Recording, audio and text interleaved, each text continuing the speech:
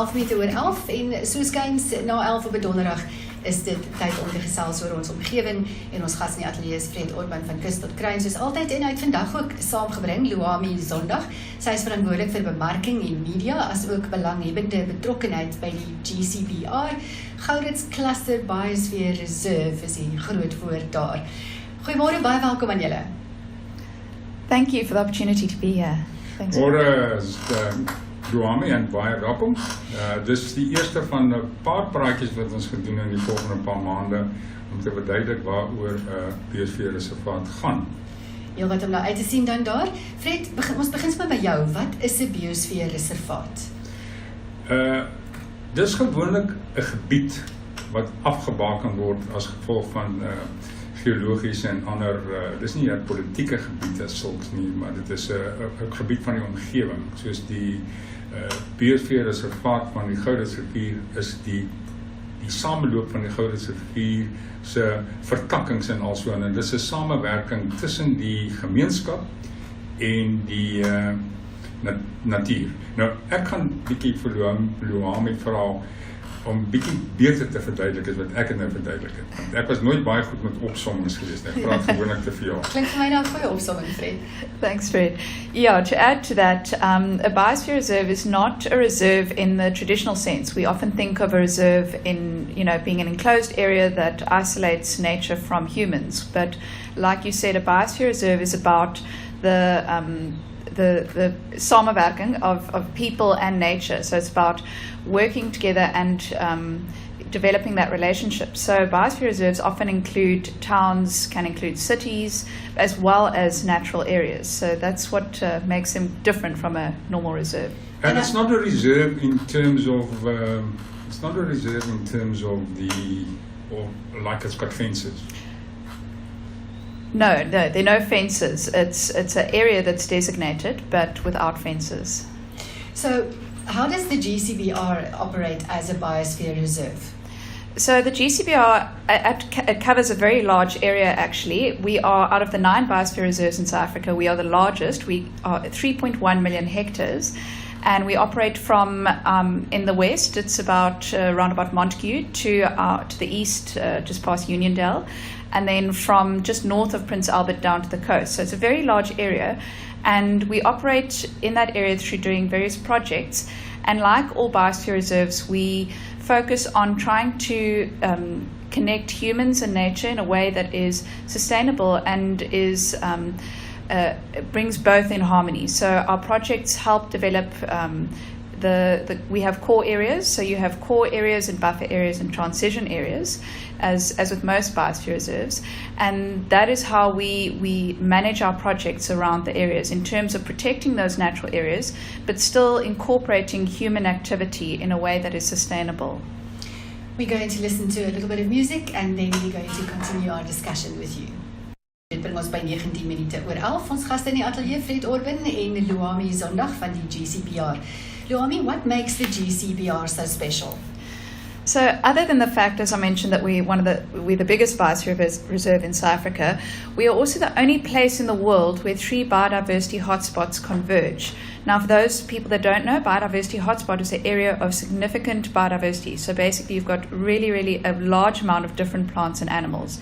So we are unique in terms on a global scale. Just briefly mention those hotspots. Where so are the they? Hotspots, it's the fynbos, the succulent karoo, and the Maputo Ponderland Albany hotspot. So the fynbos, everyone is aware of the Western Cape fynbos vegetation that extends into our domain. Succulent karoo is your semi-arid areas like around Oudtshoorn and Carlitsdorp, that's succulent karoo.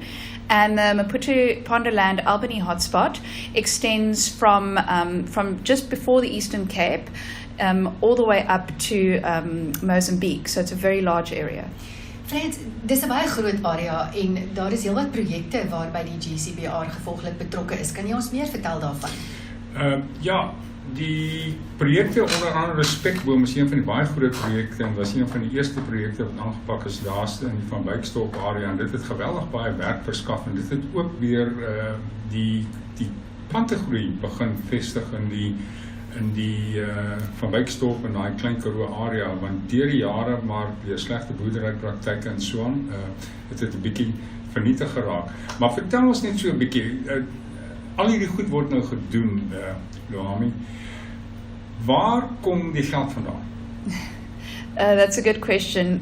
We have various funding streams, but our largest funder is a Dutch philanthropic company or organization, obviously from Holland, and that is our biggest support at the moment.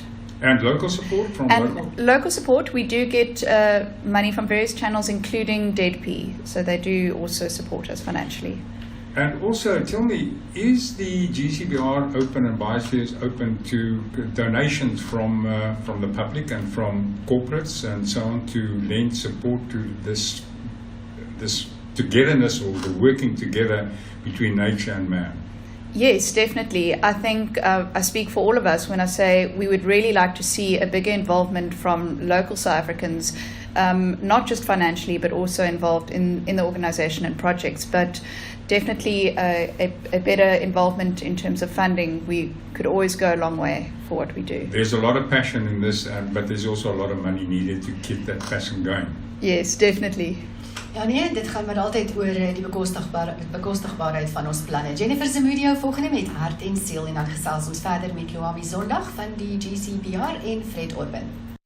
Jy is ingeskakel op SFM en ons is besig met ons omgewingsgesprek vanoggend. Fred Orban en Luami Sondag van die GCBR hier in die ateljee by ons. Nou daar is 'n hele klomp projekte. Luami, kan jy 'n paar van hulle vir ons noem en hoe die publiek kan betrokke raak? Yes, sure. We have, at the moment, we've got 6 main projects.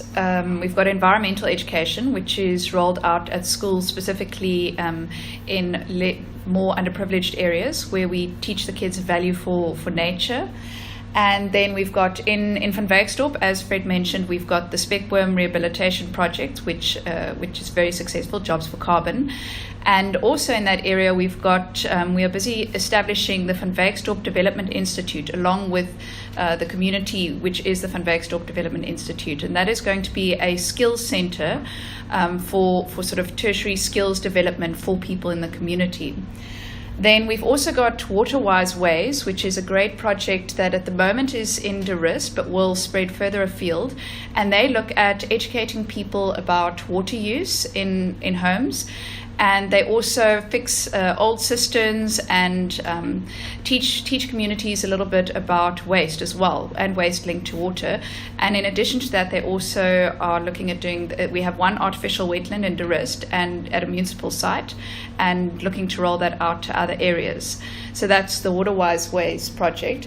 Then also exciting new one for the GCBR, we've got the Goko project coming up, which will be alien clearing in the Goko River, and as well as the Witteberg-Langeberg ecological corridor, which will look at creating corridors for animals in those areas to pass through more easily. It's a mouthful.